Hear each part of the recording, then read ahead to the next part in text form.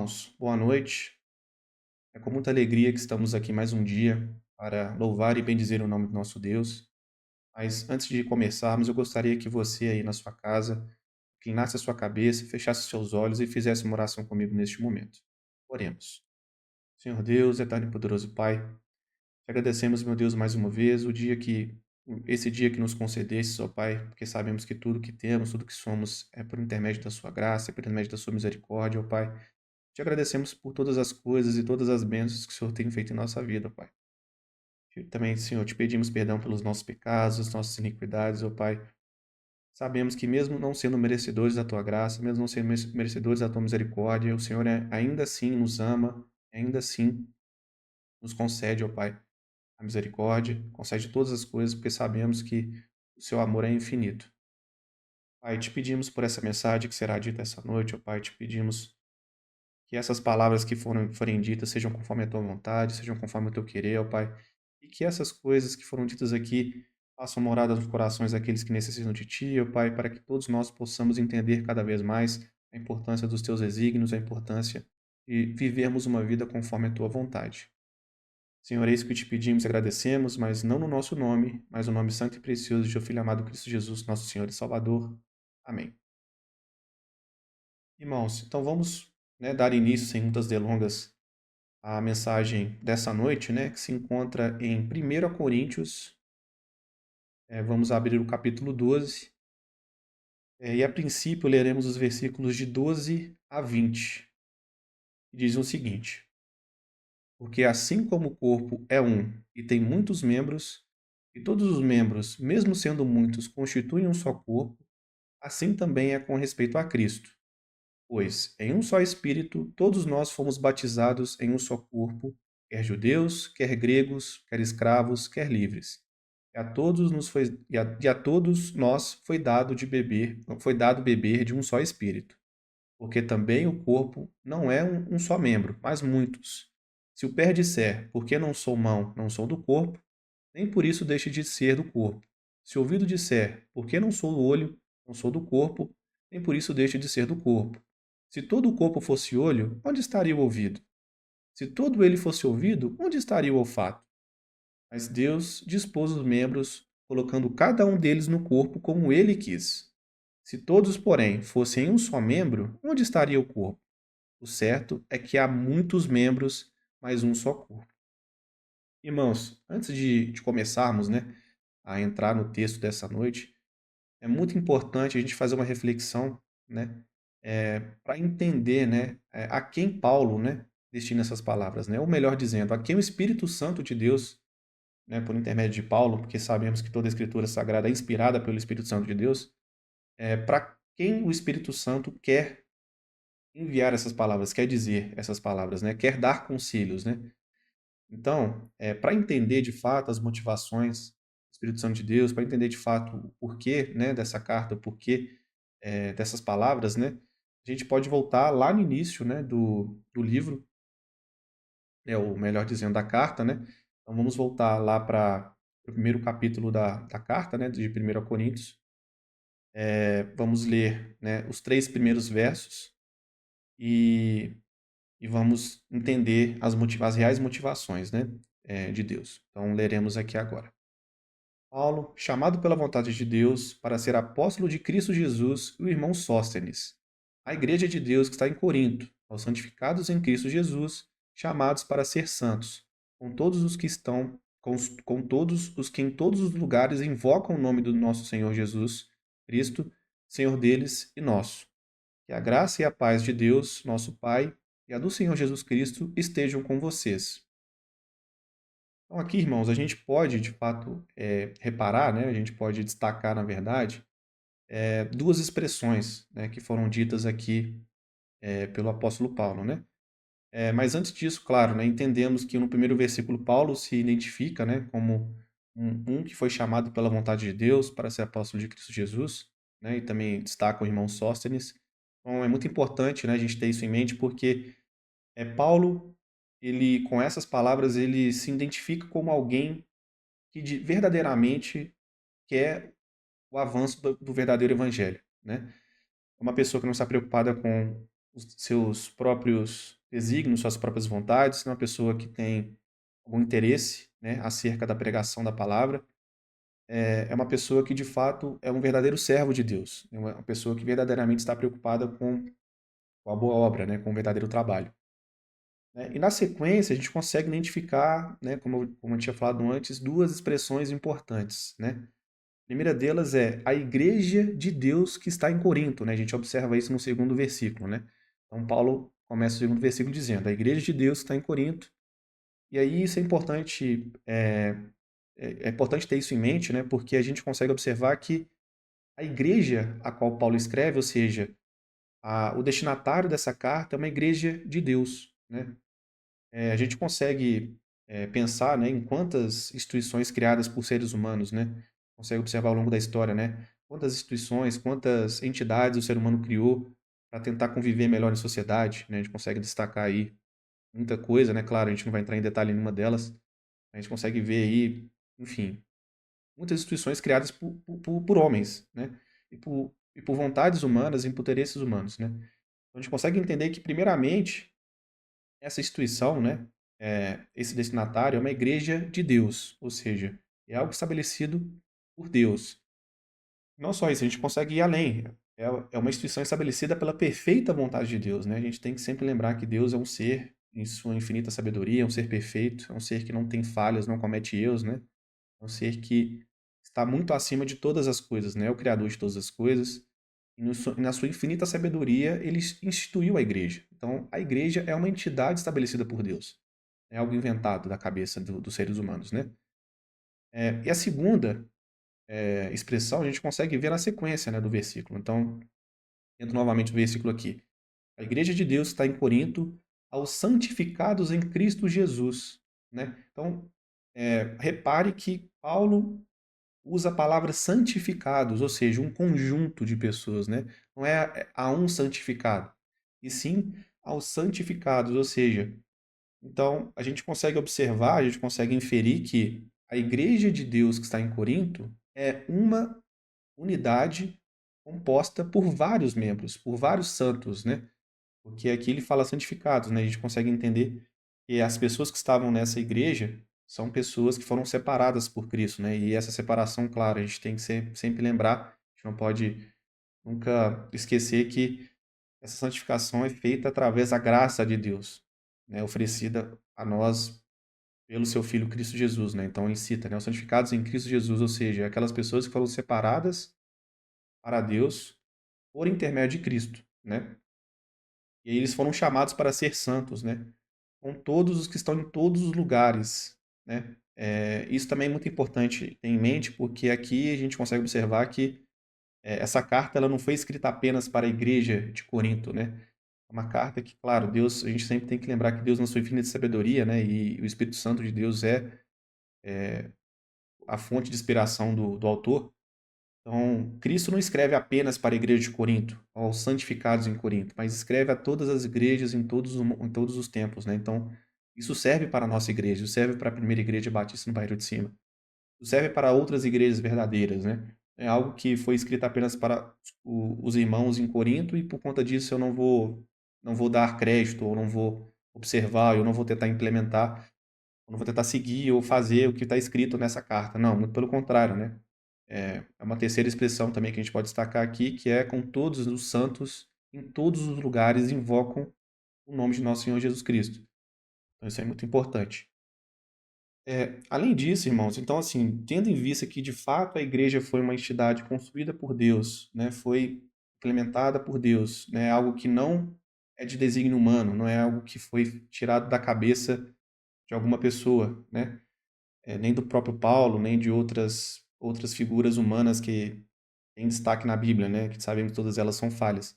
Então, sabendo disso, a gente consegue começar a entender a importância que Deus dá à sua igreja, né? E com isso a gente consegue destacar um fato importante, que há por volta de 115 citações da palavra eclésia, né? A palavra eclésia, ela é uma palavra grega, vem do grego antigo e que significa igreja, né? Ou seja, é uma palavra que foi citada 115, por volta de 115 vezes no Novo Testamento.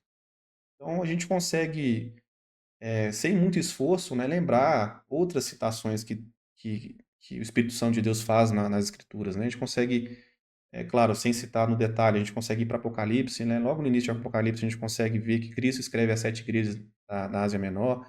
A gente consegue, lembrar das outras cartas para outras igrejas, né? A igreja que fica em Filipo, né? A igreja que fica em Tessalônica também foram igrejas que receberam cartas, né, de Paulo. A igreja que ficava em Roma, né, também recebeu uma carta. Então, assim, a gente consegue observar que o Novo Testamento é permeado pelo tema, né, eclésia, pelo tema igreja, né? E esse tema a gente acha que foi somente depois, que surgiu somente depois da morte de Cristo, mas não, né? A gente vai observar isso mais para frente, mas o tema eclésia ou igreja também aparece no Evangelho, né? Ou seja, Cristo estabelece a igreja. A gente vai falar um pouco disso um pouco mais para frente, mas a gente consegue observar que Deus dá muita importância à igreja e, e à pregação do verdadeiro Evangelho. Então, irmãos, com isso a gente consegue então ter em mente, né, que, em resumo, que Paulo escreve para uma igreja, não só uma igreja, né? A gente consegue observar que Paulo escreve para outras igrejas, mas o destinatário primário da carta é para os irmãos em Corinto, e que são, um conjunto de pessoas, ou seja, são pessoas, que em sua maioria, se não fossem pelo contexto da igreja, não estariam reunidas, mas que, através da graça de Cristo, ou seja, através da santificação feita por intermédio de Cristo, se reúnem em uma igreja, né? E essa igreja é muito importante para Deus. Então a gente consegue, né, enfim, ter isso em mente. Então agora a gente consegue avançar para o texto e consegue agora tentar entender de fato o que o autor nos diz com esse texto, né? Então a gente consegue voltar então para o texto e a gente tem agora algumas percepções, né? A primeira percepção é muito clara, né, que Paulo nos deixa, né, no texto, é que a igreja é composta por membros diversos, ou seja, por várias pessoas, né?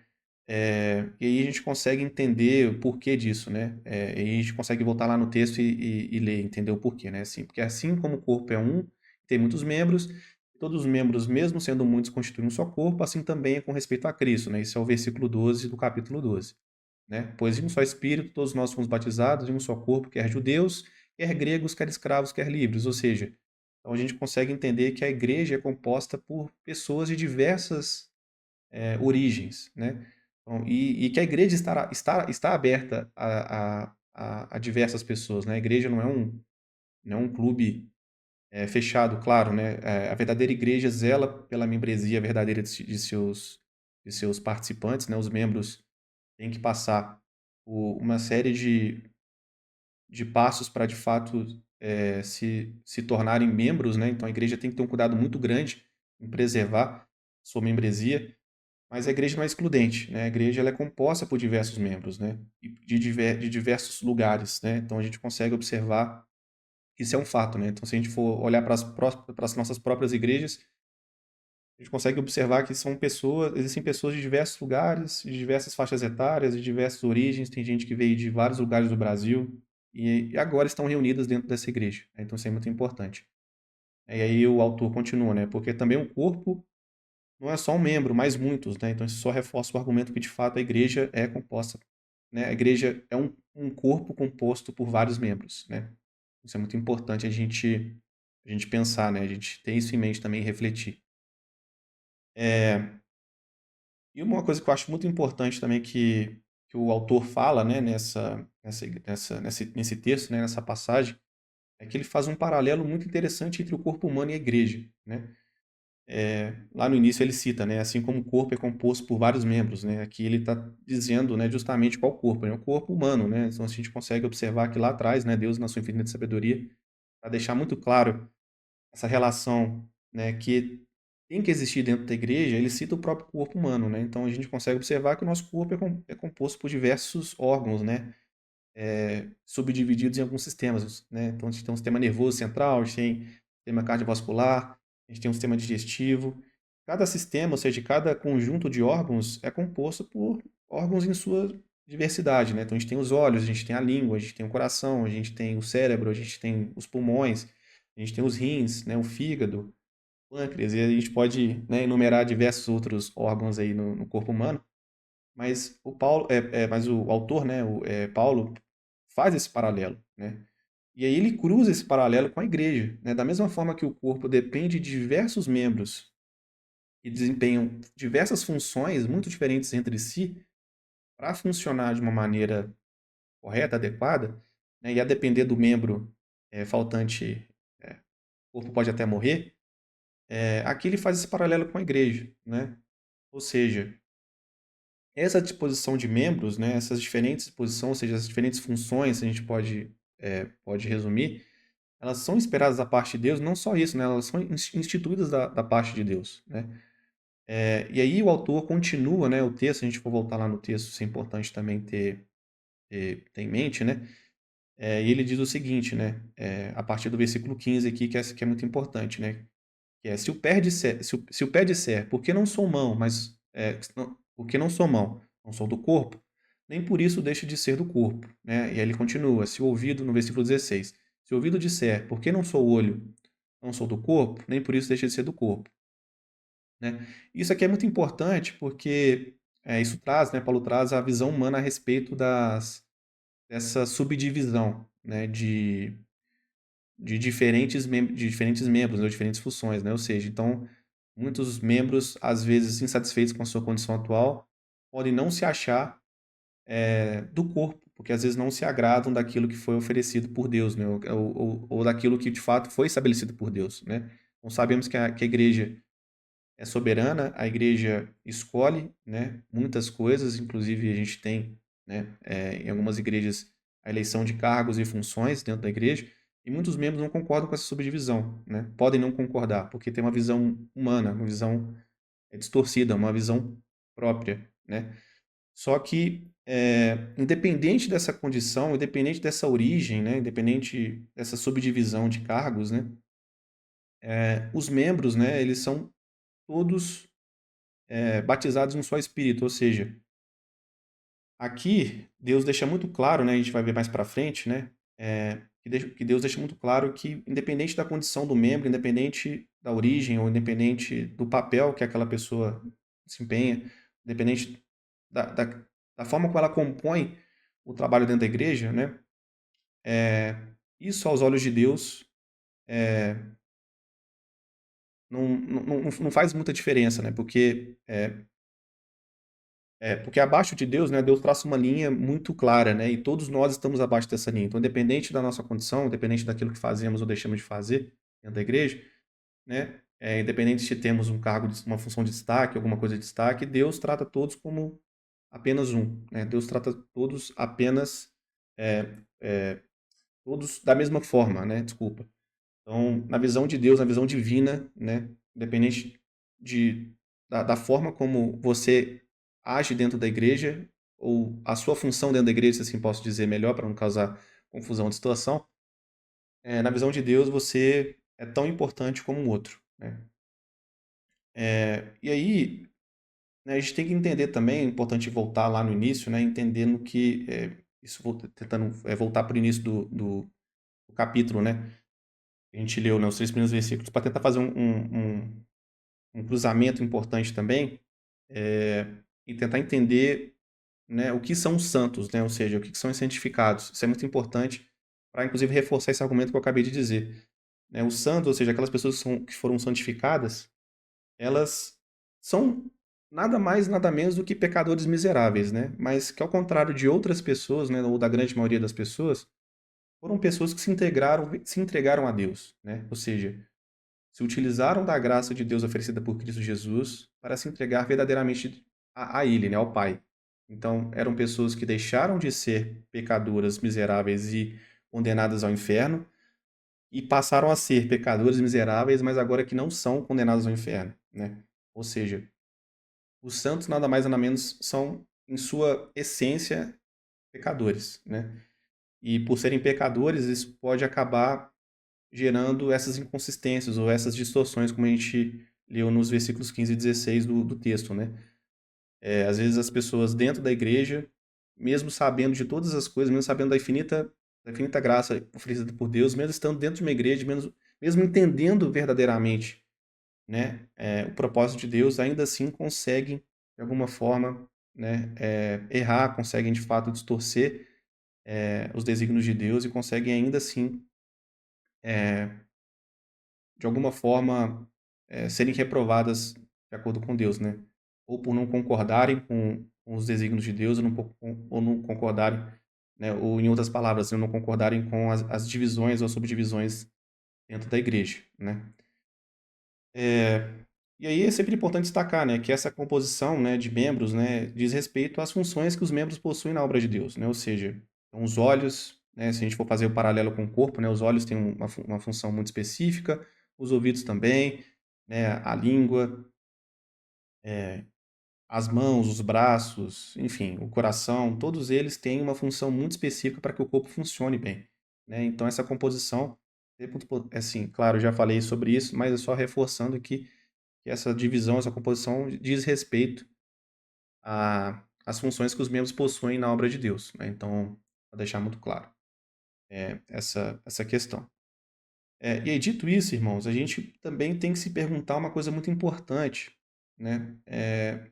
E é o que eu posso resumir em porquê, né? Ou os porquês.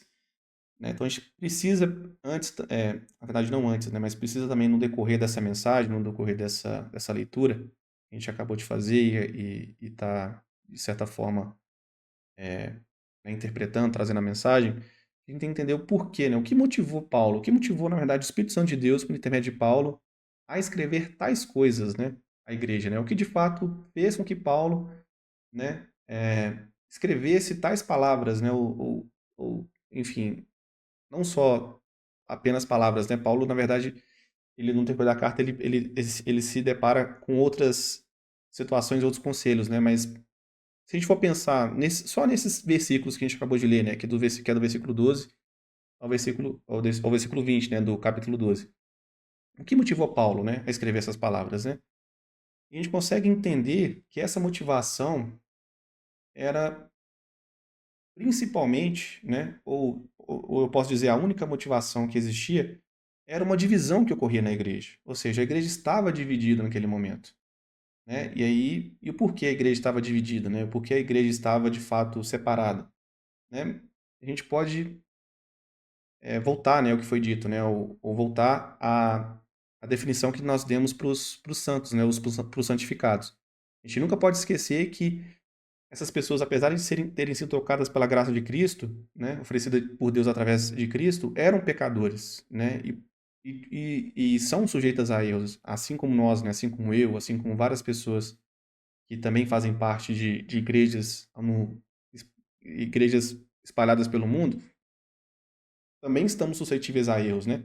E esses erros, né, foram a causa da divisão da igreja, né? Ou seja, basicamente, né, o que Paulo estava tentando retomar dentro daquela igreja era justamente o espírito da unidade, o espírito da cooperação, o espírito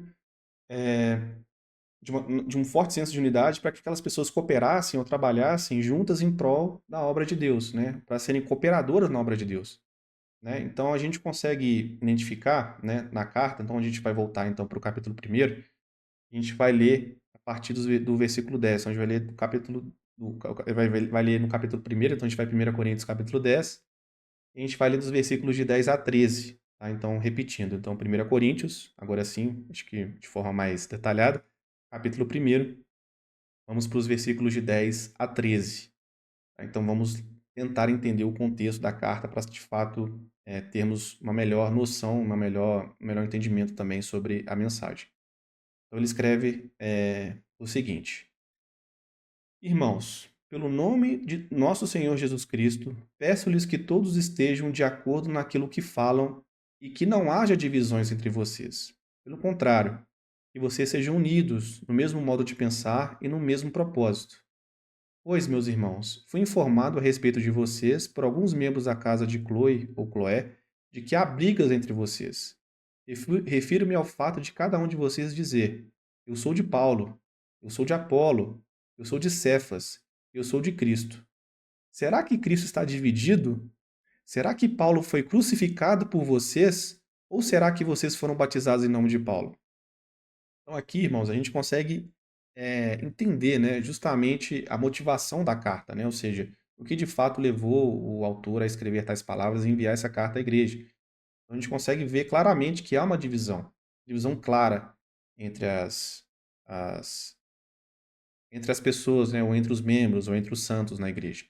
Então, aqui, né, Paulo exorta no versículo 10 justamente para que eles andem, né, que estejam de acordo naquilo que falam e que não haja uma divisão entre vocês, né? Ou seja, Paulo é muito claro, muito solícito, né, muito solícito. Paulo é muito claro e muito enfático ao dizer que tais sentimentos que às vezes permeavam os irmãos, que esses sentimentos humanos, né, que essa visão distorcida, que essa visão né, muito pequena, né, muito limitada da obra de Deus e da abrangência de Deus fosse esquecida para que os membros trabalhassem em unidade, para que eles de fato ficassem unidos em um só corpo, né?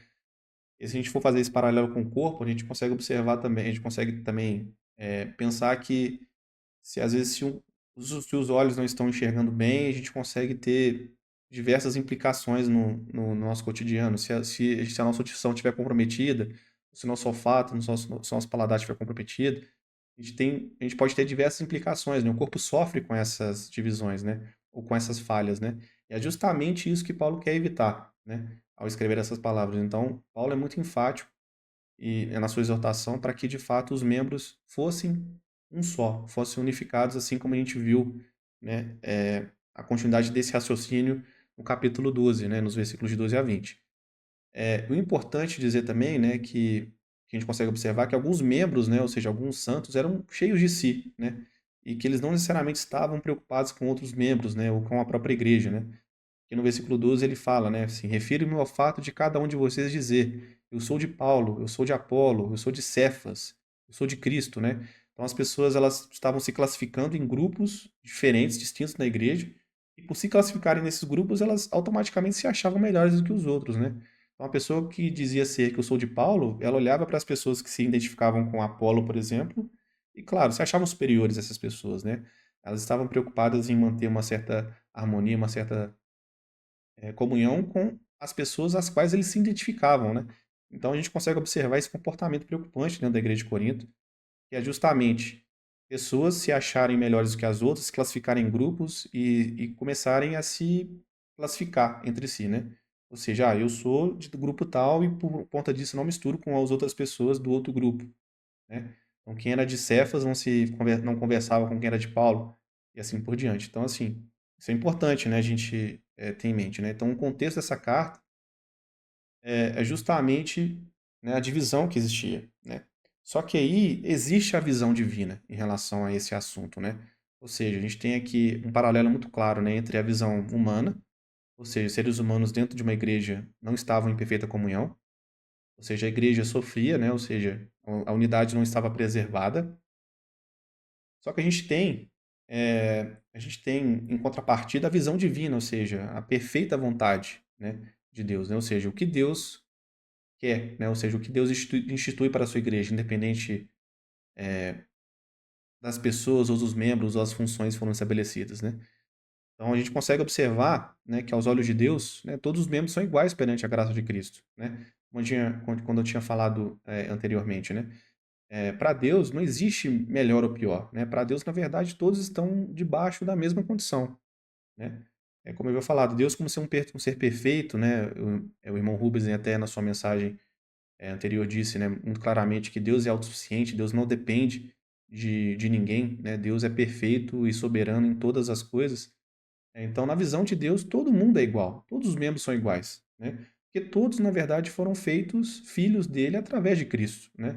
Nenhum deles conseguiu a graça, nenhum deles, na verdade, conseguiu a salvação por obras próprias, né? Isso é impossível, né? A gente consegue ver claramente na Bíblia, claro, né? A gente não vai entrar nesse detalhe, mas todos que foram santificados ou que foram separados, né, são pecadores, mas que foram reunidos ou que foram trazidos para Deus por intermédio de Cristo, ou na fé em Cristo Jesus que morreu na cruz para salvar aqueles pecadores, né? A gente nunca pode esquecer disso. E aí, irmãos, a gente pode continuar aqui, na verdade, inclusive a gente deve continuar nesse mesmo capítulo, né, que a gente leu o texto base, então a gente vai voltar para o capítulo 12 de 1 Coríntios, e a gente vai ler a partir do versículo de 21 em diante. A gente não vai se estender muito, mas é importante entender, na verdade é importante ler esse texto e observar esse paralelo que é feito, né, entre a visão humana e a visão de Deus sobre isso. Então, então 1 Coríntios capítulo 12, né, a partir do versículo 21, diz o seguinte: Os olhos não podem dizer à mão, não precisamos de você. E a cabeça não pode dizer aos pés, não preciso de vocês. Né? Então, aqui, né, Paulo continua, né, que a gente está lendo exatamente onde Paulo parou, né, no versículo 20, onde Paulo continua justamente reforçando, né, essa, essa rusga, né, essa, essa divisão entre os membros dentro da igreja. Né? Então, isso é importante a gente ter isso em mente, porque sabemos o contexto da carta e sabemos de fato o que Paulo quer evitar e o que ele quer prevenir com essas palavras. Né? E aí ele continua. Né? Pelo contrário, os membros do corpo, né, no verso 22, pelo contrário, os membros do corpo que parecem ser mais fracos são necessários. Né? Aqui, justamente, a gente consegue observar, né, o que foi dito, né? Anteriormente, alguns membros se classificavam em grupos e se viam melhores do que outros. Inclusive, essa autoclassificação era, inclusive, muitas das vezes motivada pela própria situação dos membros, né? Ou pelas funções que os membros exerciam na igreja. E, os que não, e aí ele continua no versículo 23. E os que não parecem menos dignos do corpo, a este damos maior honra. Também os que em nós não são decorosos, revestimos de especial honra. Ao passo que os nossos membros nobres não têm necessidade disso. Contudo, Deus coordenou o corpo, concedendo muito mais honra àquilo que menos tinha, para que não haja divisão no corpo, mas para que todos os membros cooperem com igual cuidado em favor um dos outros, de maneira que, se um membro sofre, todos sofrem com ele, e se um deles é honrado, todos os outros se alegram com ele. Então aqui Paulo continua seu argumento, né? Continua sua argumentação dizendo exatamente, né, na verdade traçando esse paralelo, né, entre a visão humana a respeito dos membros e das funções e dos trabalhos dentro da igreja e Deus sendo muito claro ao dizer que até o menor membro será ainda mais, na verdade, o menor membro será ainda mais honrado em relação aos outros, né, porque os membros mais nobres não precisam disso. Então Deus trata todos os membros, todos os santos dentro da igreja de igual maneira, né? A gente já falou sobre isso e é importante frisar que Deus não faz distinção entre os santos, porque, né, ele já traçou uma linha muito clara e ninguém, por mais honrado e por mais destacado que possa ser entre outros seres humanos, ainda assim nunca conseguirá ultrapassar essa linha de perfeição traçada por Deus, né? E aí no versículo 27 ele continua, né? Ora, vocês são o corpo de Cristo e individualmente membros desse corpo, né? Então aqui Deus, né, o Espírito Santo de Deus, por intermédio de Paulo, deixa muito claro, né, que nós somos o corpo de Cristo, né? Na verdade, aqui o destinatário primário são os irmãos em Corinto, mas isso também pode ser usado para nós, né, que também estamos numa igreja, para que, né, sempre tenhamos em mente, né, que nós somos o corpo de Cristo e individualmente membros desse corpo, né? Ou seja, o corpo é composto por indivíduos que se reúnem dentro da igreja, né? Então isso é importante.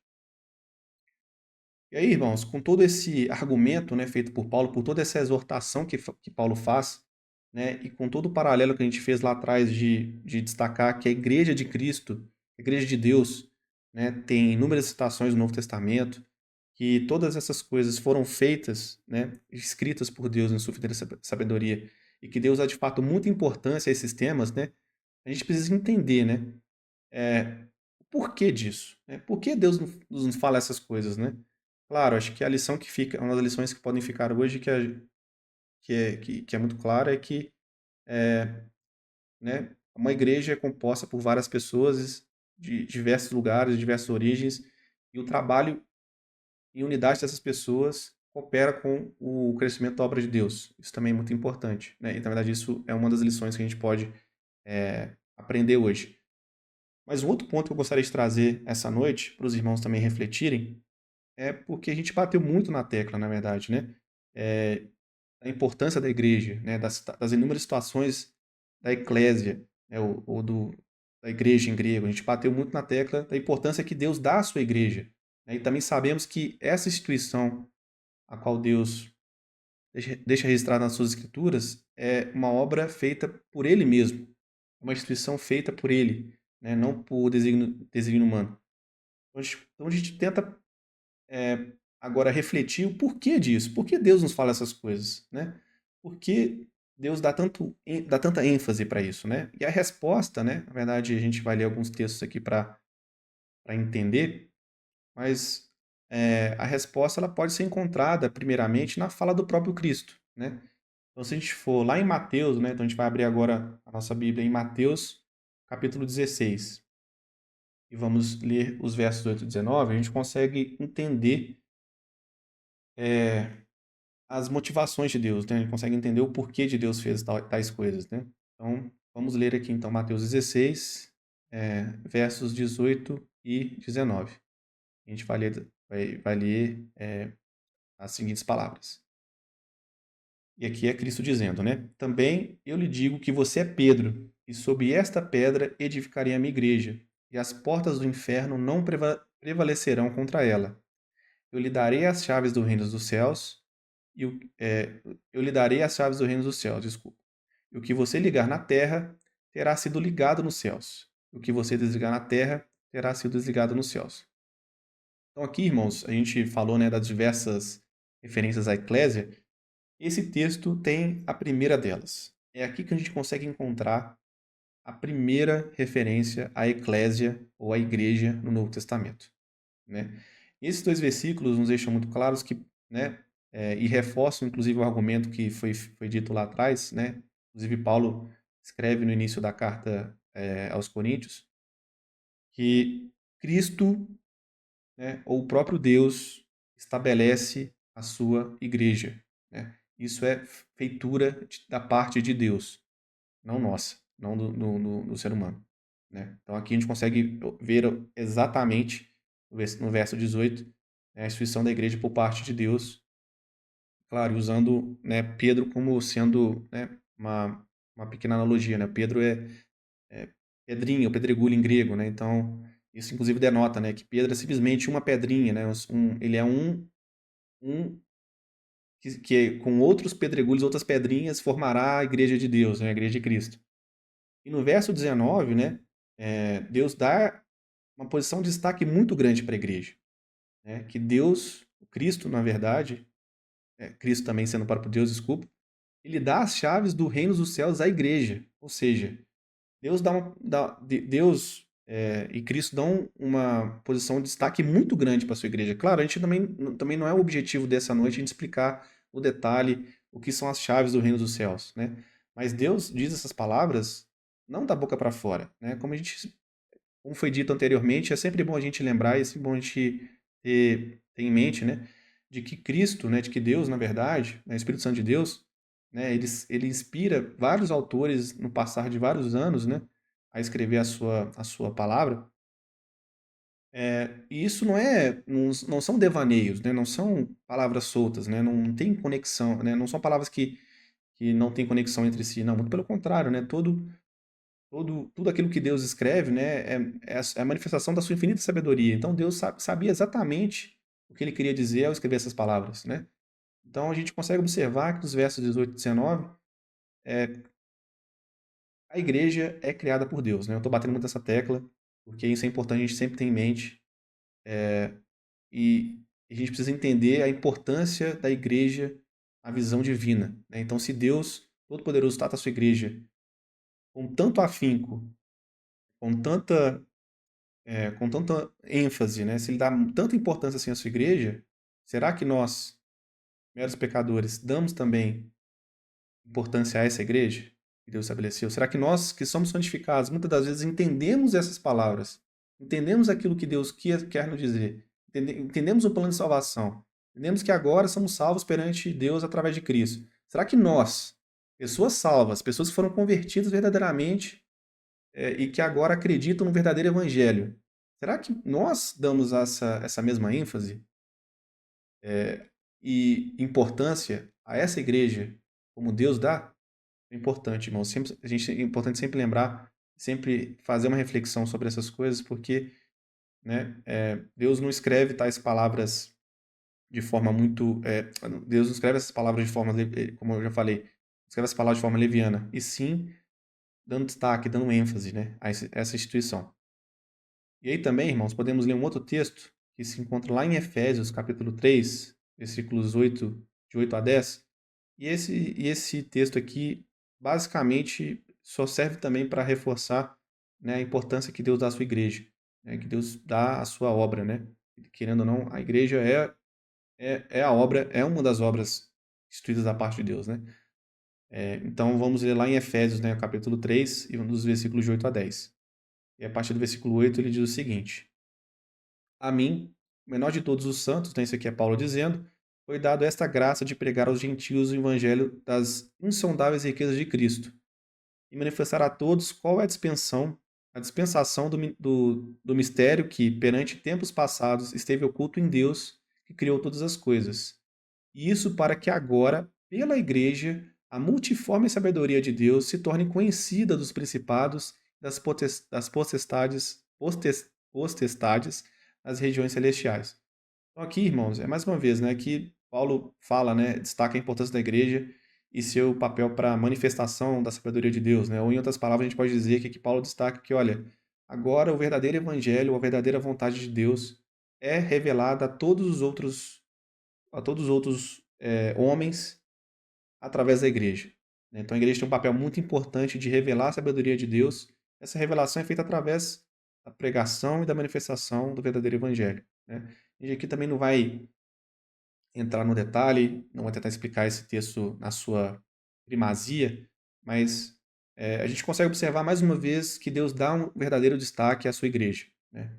E isso é muito importante ter em mente para reforçar ainda mais esse argumento, a gente não esqueça jamais de tudo que Deus nos fez. A gente costuma lembrar sempre da salvação em Cristo Jesus, a gente costuma sempre lembrar de todas as consequências da salvação, a principal delas é a salvação em Cristo, mas a gente esquece do resto.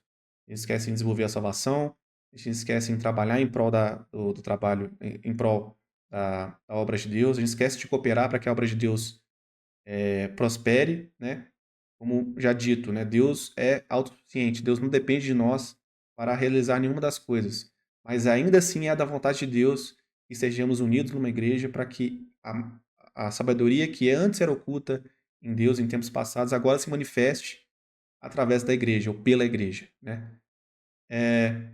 E agora, irmãos, caminhando mais para o final da nossa mensagem, né?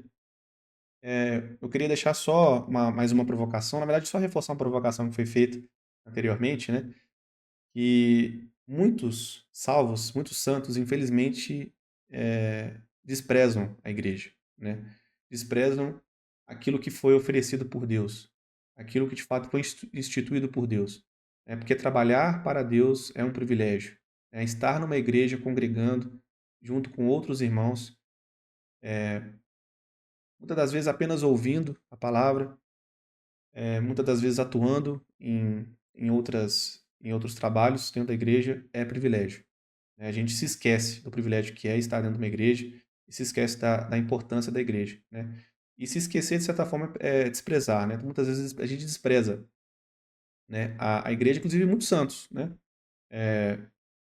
Várias pessoas entenderam o propósito da salvação, não dão o devido valor à igreja, né? Mas será que a gente sabe, de fato,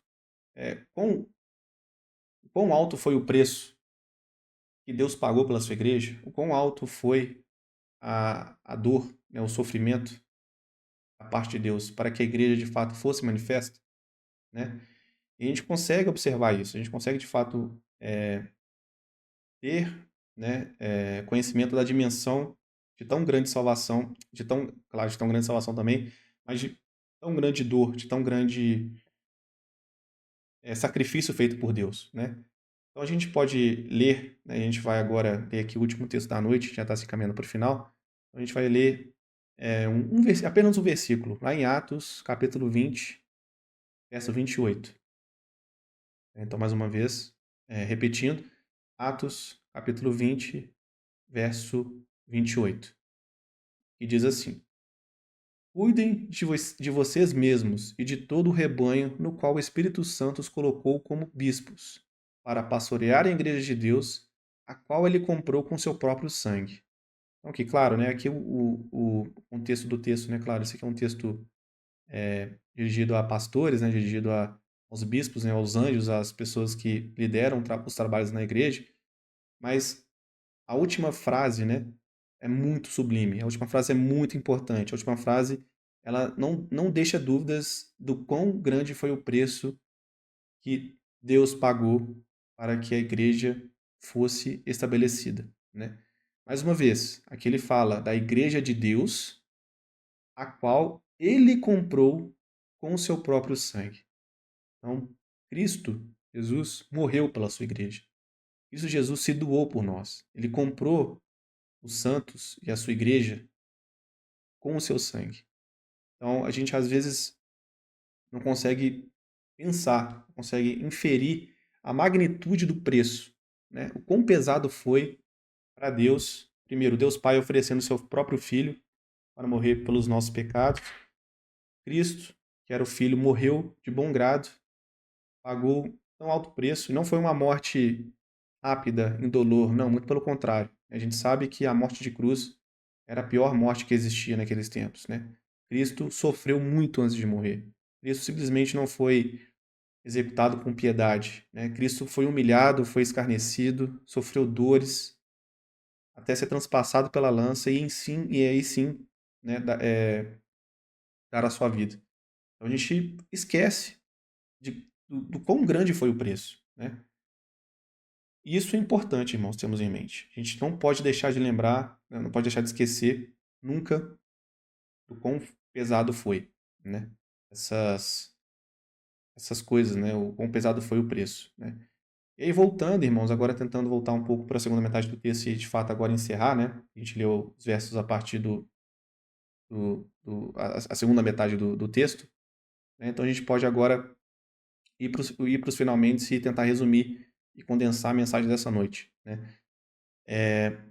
Então, a gente consegue observar claramente, né, que os membros que são considerados inferiores, os membros de menor valia na visão humana ou de menor destaque, na visão de Deus, serão membros, aos olhos de Deus, igualmente contemplados pela graça, né?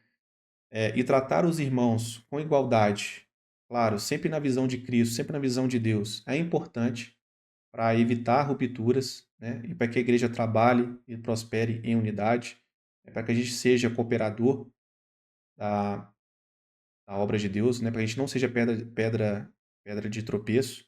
Porque vamos imaginar, às vezes uma pessoa, às vezes encontrou uma igreja em algum lugar do mundo e essa pessoa tem curiosidade, ela entra numa igreja, ela vê um ambiente onde as pessoas estão completamente divididas, onde não há harmonia, onde não há unidade verdadeira, e aí essa pessoa às vezes pode acabar se perdendo para o resto da vida, porque uma igreja estava dividida, porque uma igreja não estava unificada verdadeiramente, né, em Cristo, né, verdadeiramente de acordo com a visão divina, né?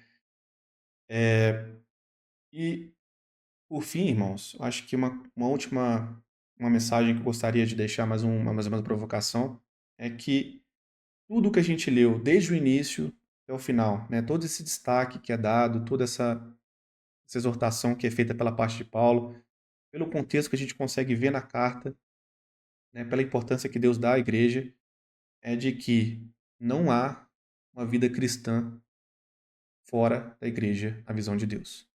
Deus não enxerga um santificado, alguém que foi verdadeiramente convertido e que agora é salvo fora da igreja. Não há espaço para isso. Deus não enxerga os seus santos, Deus não enxerga aqueles que ele comprou com seu próprio sangue, estando fora da igreja, né? Aqui a gente leu de diversas maneiras, né? As expressões das palavras unificados, unidade, A gente leu, né, santos, a gente leu igreja, a gente leu várias e várias palavras que cooperam para esse raciocínio. A gente leu várias expressões que não deixam margem de dúvida para que nós, cristãos, salvos verdadeiramente pela graça, para que nós não estejamos dentro de uma igreja, né? São as consequências da salvação, né?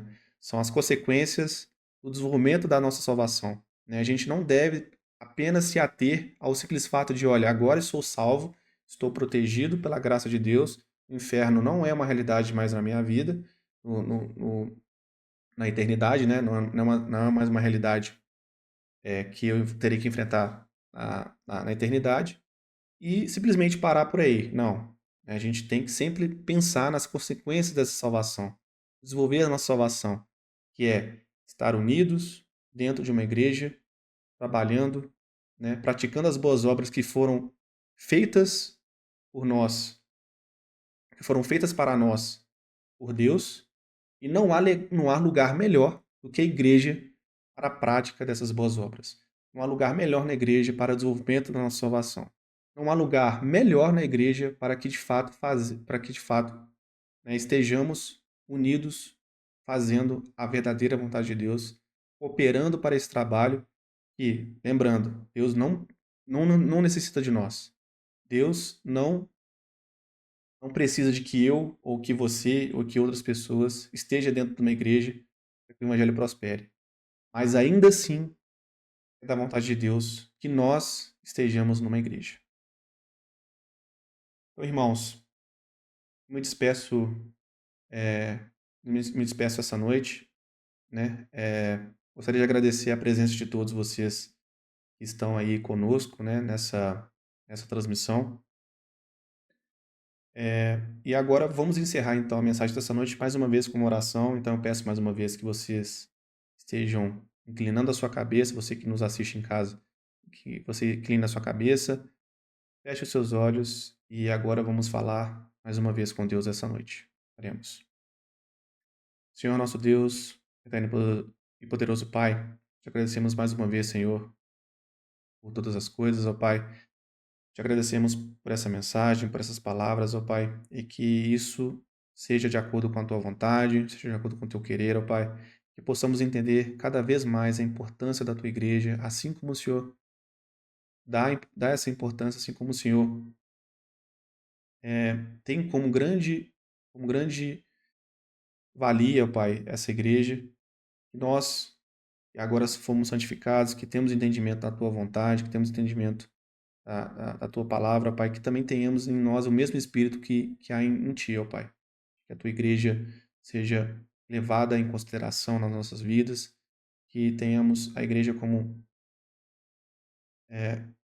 algo primordial, assim como o Senhor tem, e que possamos entender cada vez mais, ó Pai, a importância da Sua igreja, e que nunca esqueçamos, ó Pai, do grande preço que foi pago pelo Teu Filho para que a sua igreja fosse instaurada. Senhor, é isso que te pedimos e agradecemos, não no nosso nome, mas no nome santo e precioso de Teu Filho amado Cristo Jesus, nosso Senhor e Salvador. Amém. Oi, irmãos, agora me despeço. Tenham todos uma boa noite, um bom descanso e até mais, se Deus quiser.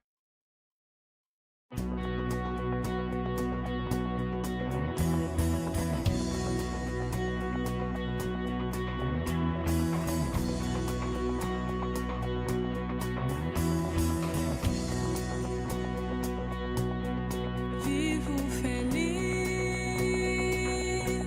pois sou de Jesus e já desfruto gozo da luz. Sou por Jesus, herdeiro de Deus, Ele me leva, glória dos céus. Canta minha alma, canta ao Senhor.